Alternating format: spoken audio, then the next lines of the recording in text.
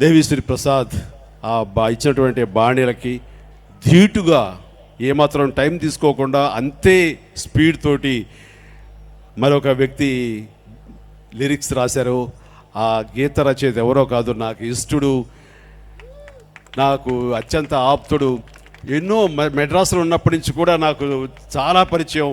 And ఈ సినిమాలో తను తెలంగాణ బిడ్డ అయి ఉండి గోదావరి గడ్డ మీద ఉండే పల్లె పదాలని ఎంత బాగా రాశాడంటే అది అంత ఇంత కాదు. అండ్ అది ఏరు శనగ కోసం మట్టిని తవ్వితే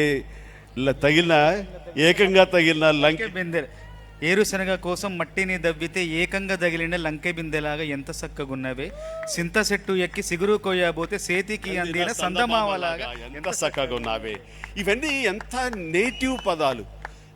గోదావరి జిల్లాలో ఉండే అట్మాస్ఫియరు, యాంబియన్సు, అక్కడ పరిసర ప్రాంతాల్లో ఉండేటటువంటి ఆ వాటి నుంచి ఆ వర్డ్స్ పికప్ చేసి ఆ లిరిక్స్ రాయటం అన్నది అంత అందంగా వాటిని తన పెన్నుతో రాయటం అన్నది అంతా ఇంత కాదు.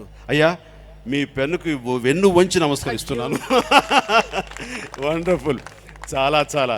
ఇది ఒక సాంగా, పైగా పల్లె పదాలతోటి జానపద పదాలతోటి రంగస్థలాన అనే సాంగ్లో మన ఫిలాసఫీని అద్భుతం చెప్పగలిగాడు. అద్భుతంగా మనం అందరం కేవలం తోలుబొమ్మలమే, రంగు వేసుకోకుండా ఆడేటటువంటి తోలుబొమ్మలమే అనే మాట ఎంత చక్కగా చెప్పాడు. అండ్ ఇవన్నీ నిజంగా 1-2-3 రోజుల్లో మీకు ఉద్భవించినవి అంటే కనుక గ్రేట్. మీరు అన్నీ వండర్ఫుల్. 23 ఏళ్ల నా సినిమా సాహిత్య ప్రస్థానంలో ఈరోజు నా జన్మధన్యమైంది మీ మాటలు. నిజంగా మీలాంటి అద్భుతమైన కవులు రావాలి, ఉండాలి. ఈ పరిశ్రమ అలాగా సజావుగా ముందుకు సాగుతూ పోవాలి అంటే మీరు అందరూ రావాలి, ఉండాలి. మీలాంటి వాళ్ళ యొక్క కంట్రిబ్యూషన్ తోటి ఈ పరిశ్రమ ఇలాగ నిరంతరం అమృత వాహినిలాగా సాగిపోతూ ఉండాలని కోరుకుంటున్నాను. Subscribe the channel and press the bell.